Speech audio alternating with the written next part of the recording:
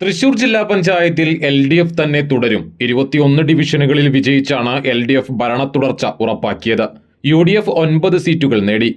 മുല്ലശ്ശേരി ഡിവിഷനിൽ LDF സ്ഥാനാർത്ഥി രാകേഷ് കണിയാമ്പറമ്പിലും കടപ്പുറം ഡിവിഷനിൽ UDF സ്ഥാനാർത്ഥി ശ്രീഷ്മ ബാബുരാജും വിജയിച്ചു. UDF സ്ഥാനാർത്ഥി OJ ഷാജനെ 4186 വോട്ടുകൾക്ക് പരാജയപ്പെടുത്തിയാണ് LDF സ്ഥാനാർത്ഥി രാകേഷിന്റെ വിജയം. 21,039 വോട്ടുകളാണ് രാകേഷ് നേടിയത്. UDF സ്ഥാനാർത്ഥി 16,853 വോട്ടുകൾ നേടി.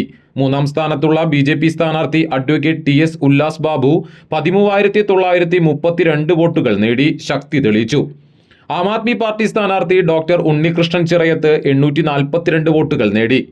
കടപ്പുറം ഡിവിഷനിൽ 13,317 വോട്ടിന്റെ ഭൂരിപക്ഷത്തോടെയാണ് ശ്രീഷ്മ വിജയിച്ചത്. 27,962 വോട്ടുകൾ ശ്രീഷ്മ നേടി. തൊട്ടടുത്ത LDF സ്ഥാനാർത്ഥി രാധിക സിബി 14,645 വോട്ടുകളാണ് നേടിയത്. സ്വതന്ത്ര സ്ഥാനാർത്ഥി സൗമ്യ സുനിൽ 3,669 വോട്ടുകൾ നേടി.